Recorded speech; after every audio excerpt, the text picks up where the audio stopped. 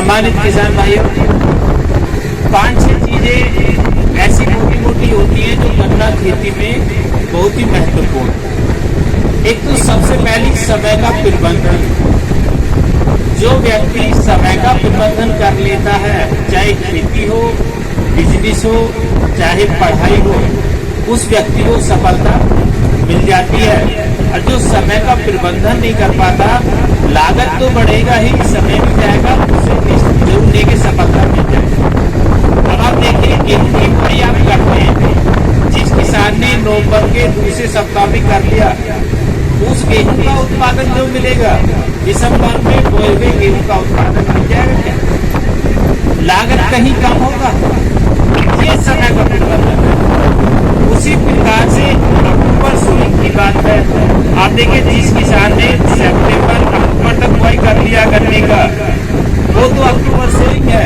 और जो किसान भाई किसी भी काम से नवंबर में जाके बुआई करते हैं, उसका जमाव इधर नहीं फरवरी में जाकर होगा।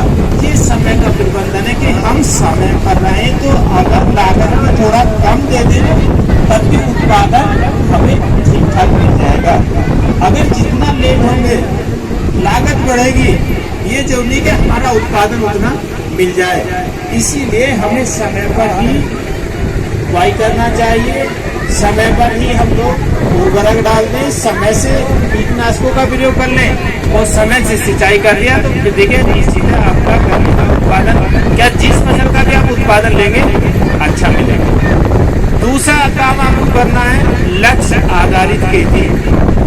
अगर यहाँ पर इतने किसान भाई बैठे हैं, इस किसान भाई का लक्ष्य है गन्ना बुआई से पहले कि मेरे को इस 1 एकड़ प्लाट से 600 कुंटल गन्ना निकालना है, इस बात को दिमाग में रख के बुआई करे तो उसकी प्लानिंग बुआई से लेकर कटाई तक हो जाएगी। अगर आपका लक्ष्य कोई नहीं है, फिर तो गन्ना बुआई का समय आया, बीज आपके पास खड़ा है, वहां से काटा, गन्ने की बुआई कर दिया परंपरागत तरीके से, और जैसे भी जितना मिला ऊपर वाले को उतना ही देना।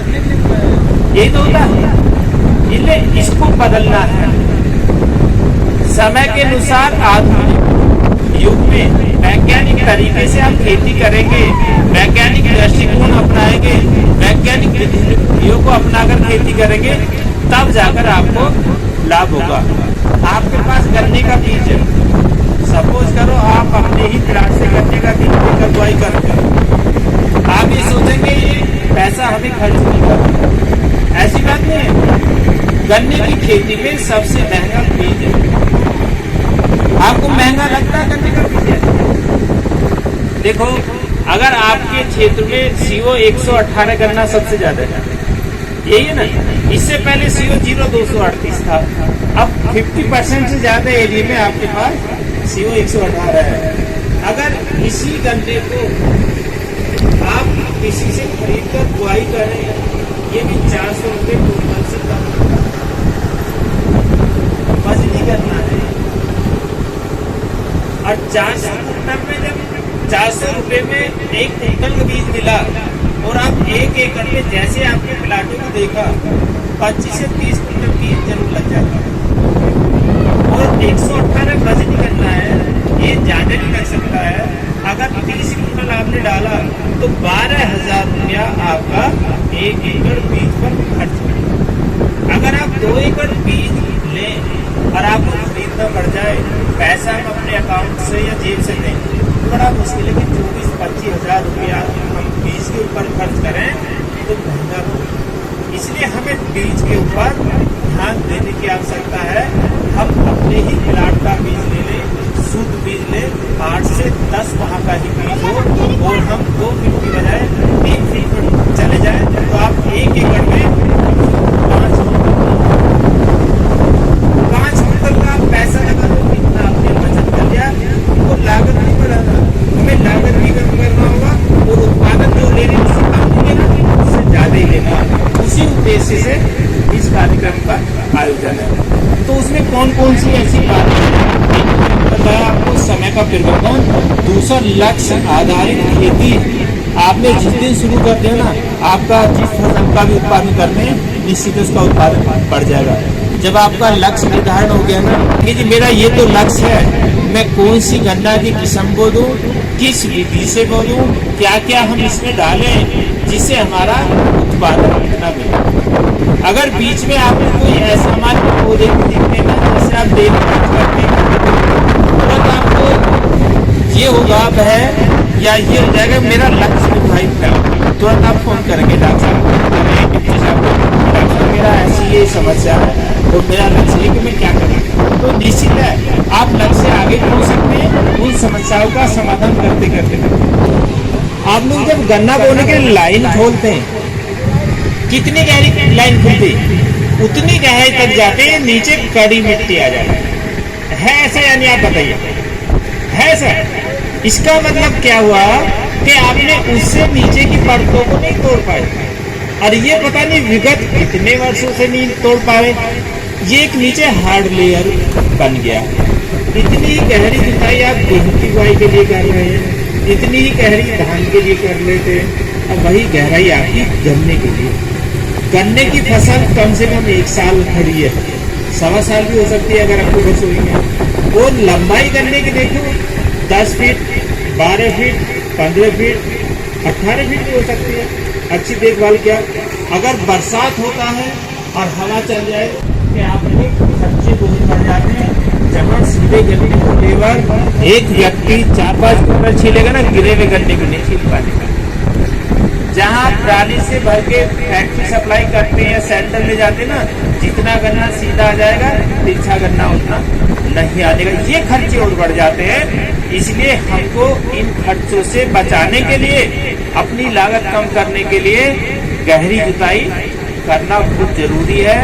4 साल में एक बार हम कम से कम 10 इंच गहरी जुताई कर लें। के लिए ध्यान रखना चाहिए। अगर आप नैचुरली से गन्ने की बुआई करते हैं तो कम से कम 1 फीट गहरी जुताई हो, मिट्टी पलट जाए। अगर आप सामान्य विधि से करते हैं तो 9-10 इंच गहरी जुताई बहुत जरूरी है। अब जुताई के डॉक्टर साहब ने लाभ आपको बताए बहुत सारे।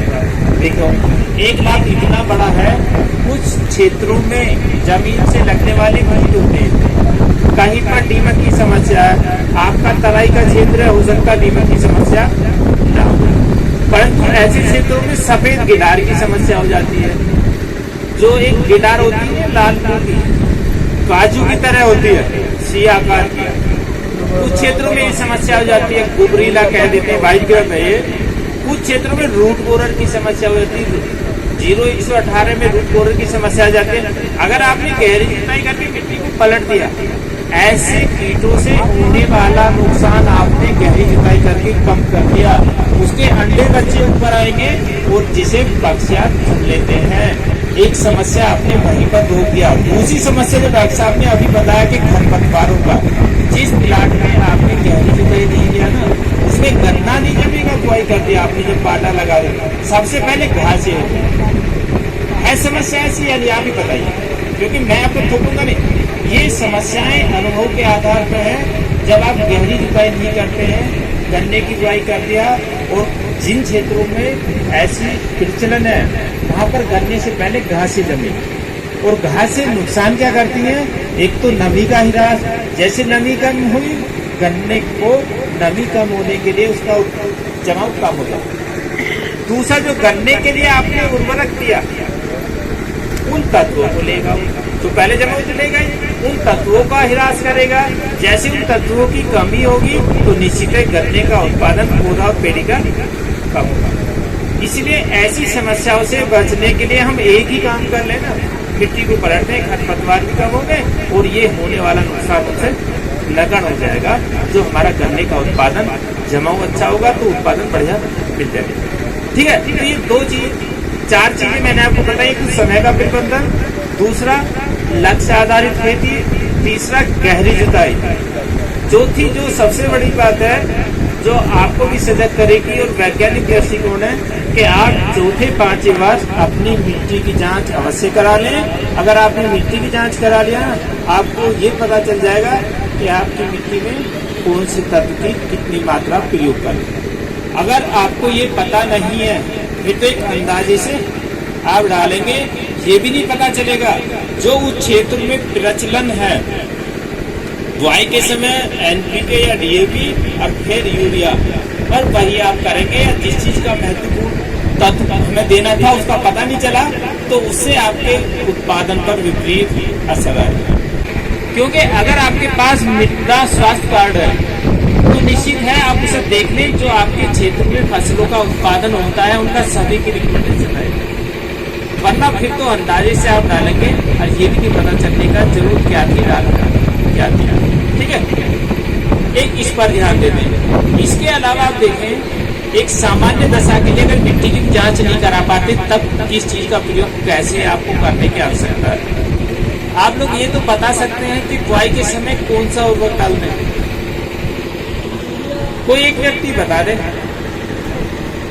एनपीके 12-32-16 कितना डाल देते होंगे एक एकड़ में? 50 किलो।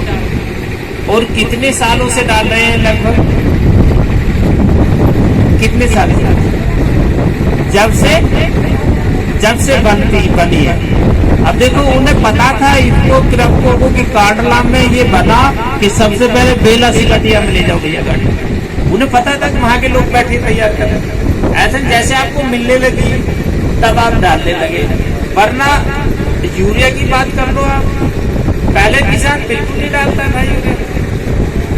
सरकार कहती भाई यूरिया डालो, नहीं ये नहीं डालना, फिर रात को छिटकवाती है। जब देखा तो इसका बढ़िया रिजल्ट है, फिर अब ऐसे लगे सरकार ही कहती यूरिया कम करो, ये नैनो डालो, बोले नैनो नहीं डालेंगे।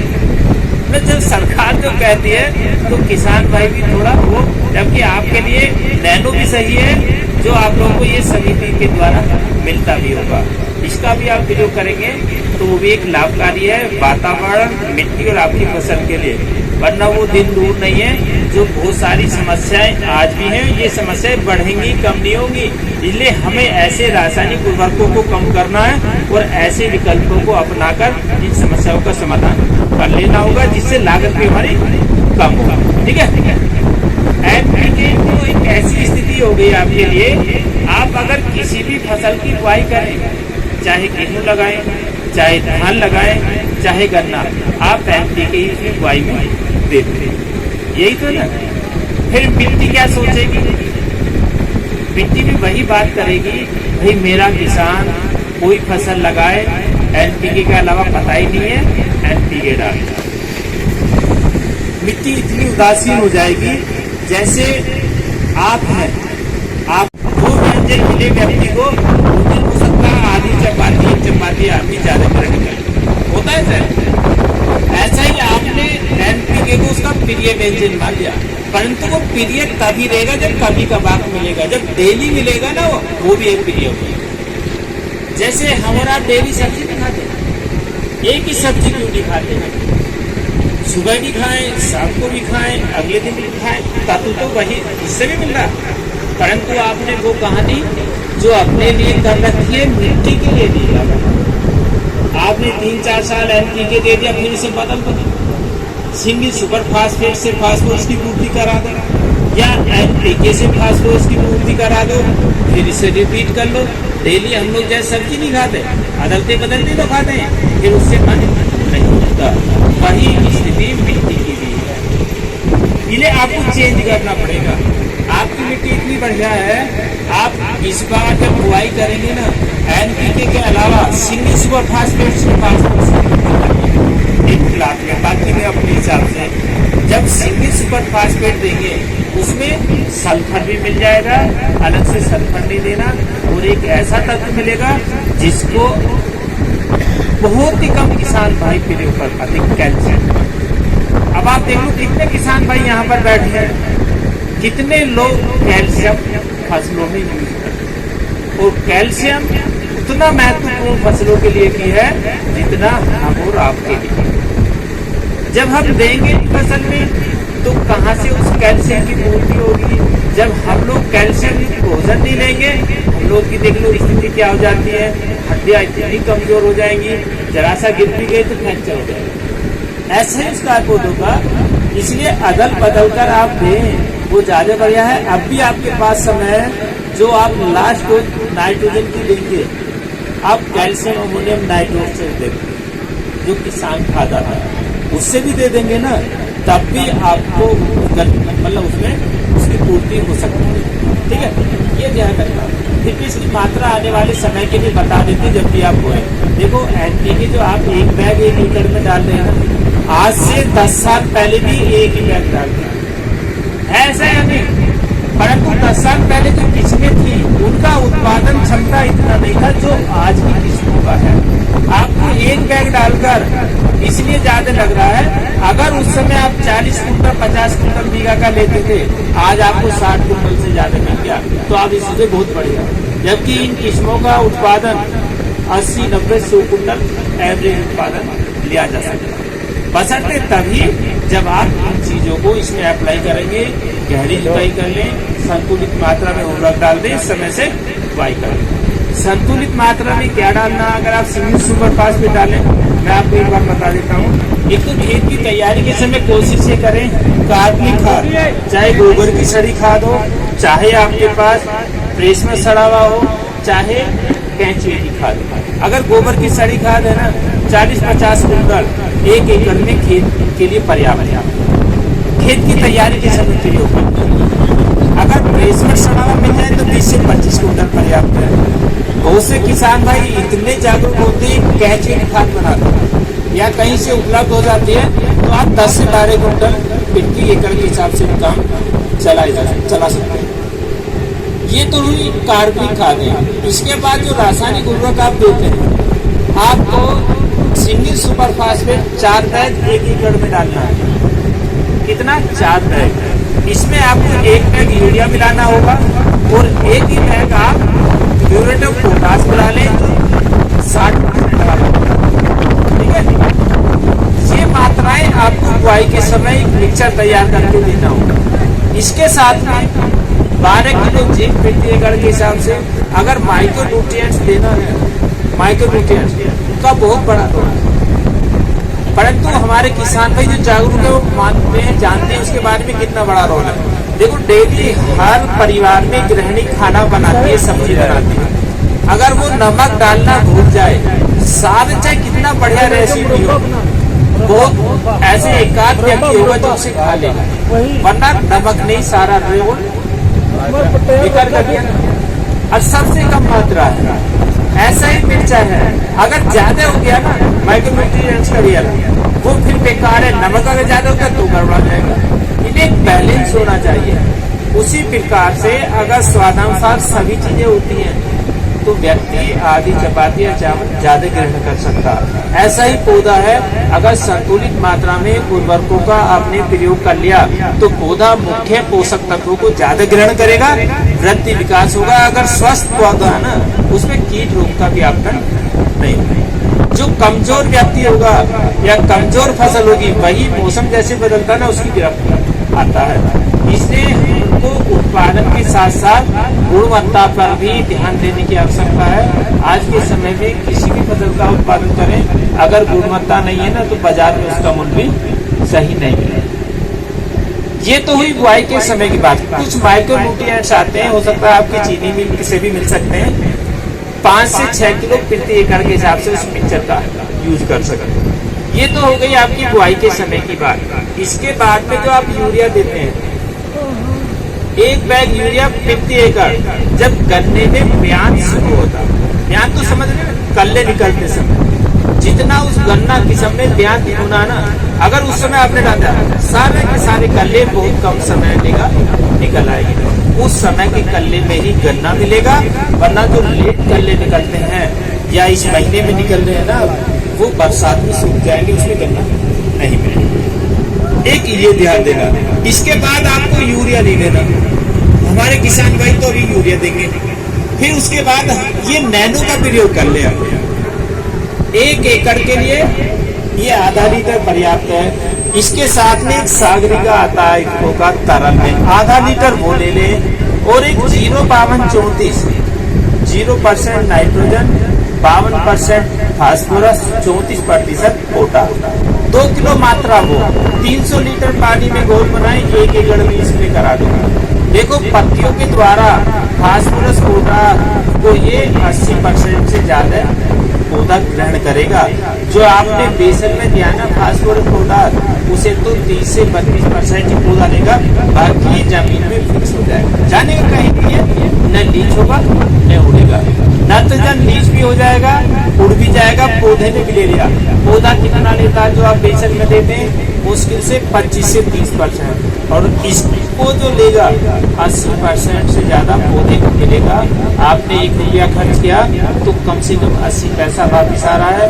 1 बैग यूरिया के बराबर नाइट्रोजन भी देगा। तो ऐसे विकल्प के लाए, अगर 10 बैग यूरिया की जरूरत है ना, आप 6 बैग लो, 4 बोतल लेगा, उसमें आपका भी लाभ है। ठीक है, राष्ट्र हित में भी है, ये चीज करने की आवश्यकता है। 2 स्प्रे करा दो इसके आप, जैसे जब गन्ने में या किसी गेहूं है, धान है, वानस्पतिक भाग ज्यादा से ज्यादा हो, फोलियर स्प्रे के लिए है। जो जमीन पे जाएगा वो पौधे को ग्रहण नहीं होना, जो पत्तियों पे रहेगा वो पौधे को ग्रहण होगा, ये ध्यान रखें। इसलिए ब्याज से पहले तो आप बेस बुआई के समय वही जो अब तक करेंगे, और ब्याज के समय भी वो दे देंगे यूरिया पे। उसके बाद 2 स्प्रे नैनो बेस्ड फर्टिलाइजर से दे। आने वाले समय में तो DAP आ गया, नैनो जिंक आएगा आने वाला बहुत जल्दी, नैनो सल्फर है, नैनो पोटाश, क्योंकि आने वाले समय में यही नैनो बेस्ड फर्टिलाइजर रहेंगे जिनका आपको प्रयोग खेती में करना। और एक चीज जो टॉप ओवर की अभी डॉक्टर साहब ने चर्चा किया था ना, देखो टॉप ओवर अभी हम लोग, मैं तो मेरठ का रहने वाला हूँ, पश्चिम में गए थे, एक किसान का भी फोन आया रामपुर से, वो बताया था कि टॉप ओवर की कोई पीढ़ी ऐसी नहीं रही, पहली का भी बहुत अटैक था, दूसरी का भी, मतलब बिल्कुल इस समय उसका खेत चौपटा है, करीब 3-3 फीट का गन्ना बना हुआ। अगर 3 फीट के गन्ने में ही चोटी पे तक कीट का नुकसान हो जाए, क्योंकि अब उसमें ब्याज तो होना नहीं, तो वो व्यक्ति ये कहता है कि इसे कटवा के क्या चारे में बेच दें। बोले भाई अब समय नहीं है, ब्याज नहीं होने का, दिक्कत आएगी। और उसने इलाज जिसने भी जो बताया, पूरा जन भी 2 बार डाला, फर्टेला भी डाल दिया, प्रोफेनोफोस भी डाल दिया, जो जहर जिसने बता दिया। अब देखिए उस मिट्टी पर या उस फसल पर क्या बीतेगी इतना जहर डालने। तो इसलिए ऐसे मत करिए, जो उससे संबंधित है या उसके एक्सपर्ट हैं, उनसे अगर आप सलाह लेकर डालें तो इतना खर्चा भी नहीं होगा, समय से आप उसका प्रयोग कर लेंगे तो ऐसी समस्या से बचा जा सकता है। वरना मिट्टी भी खराब होगी, एनवायरमेंट भी, जेब भी खराब होगी। जानकारी के अभाव में इतना बेकार वो कर लेते हैं जिससे इतना नुकसान हो जाता है। ये तो कि आपकी समसामयिक बातें गन्ना खरीदने के समय में तो मैंने आपको मोटी अच्छी बातें बताई, जिससे आप चेंज करके अपना मिट्टी का उत्पादन बढ़ा देंगे। नहीं, तीसरी चीज जो गन्ना बीज मैं बताना चाहता था, आप सीड प्लांट रखें अपने यहाँ पर, चाहे आधा एकड़ का ही रखें, चाहे 1 एकड़ का रखें, जितनी आपको आवश्यकता है। जिस किस्म का आपको बीज अगले साल बोना है, उसी किस्म की नर्सरी अगर आप फरवरी मार्च में गन्ना बोते हैं तो अप्रैल में गेहूं की कटाई के बाद बुआई में निकाल दें, क्योंकि वो 8 से 10 माह का गन्ना होगा। उसे फरवरी मार्च में आप बुआई में प्रयोग कर लेंगे तो वो बहुत अच्छी गुणवत्ता का बीज रहेगा। वरना इस समय जो भी गन्ना आप लगाते हैं शीघ्र पकने वाला गन्ना है आप लोग के पास, सामान्य गन्ना किसी के पास नहीं होगा। सामान्य गन्ना भी फरवरी मार्च में बिल्कुल मैच्योर हो जाता है। ये आप सभी जानते हैं कि मीठा गन्ना अगर अधिक होगा तो उसका जमाव कम होगा, अगर हल्का मीठा है तो उसका जमाव जल्दी होगा, ज्यादा मिलेगा। वो तभी होगा जब आपने 8 से 10 माह का गन्ने की बुआई किया होगा। या फिर दूसरा तरीका अपनाया जा सकता है, उसके विकल्प है, आपकी चीनी भी चलती है पूरा अप्रैल तक चलिए, ये 3 मई, हाँ अप्रैल तक चलो मई में गई, और आप गन्ना को अप्रैल के बाद बुआई कर देनी है। आप आधा गन्ना ऊपर का ले लें, नीचे का फैक्ट्री सप्लाई कर दें। जो आधा गन्ना ऊपर का लिया वो 8 माह से ज्यादा जाएगा, और उसके 2 ही आग का टुकड़ा बनाएं। उसे जो थायोक्रेट मिथाइल दवा आप चीनी मिल भी देते हैं, उसको ले लें। वो 1 लीटर पानी में 2 ग्राम दवा डालता है। कम से कम आपने 100 लीटर पानी लिया, 200 ग्राम दवा घोले, उसी में 2-2 आग के टुकड़े, और जितना ज्यादा समय तक उसमें डुबो लें ज्यादा बढ़िया, क्योंकि उसकी मिठास भी बाहर आ जाएगी, फीका गन्ना हो जाएगा, और जो फंजी साइड है वो अंदर होगा, तो उस टुकड़े से लगने वाले रोग की संभावना तो नगण्य है। आपकी चीनी भी ड्राई को डरमा देती होगी।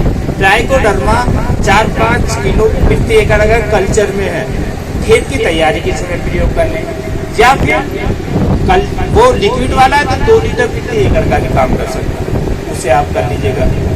ये 2-3 चीजें ऐसी हैं जो आपने बीज उत्पादन के लिए तो करते ही है, अगर सामान्य बुआई में भी प्रयोग कर लिया, ऐसे होने वाले रोगों से, कीटों से भी बचेंगे।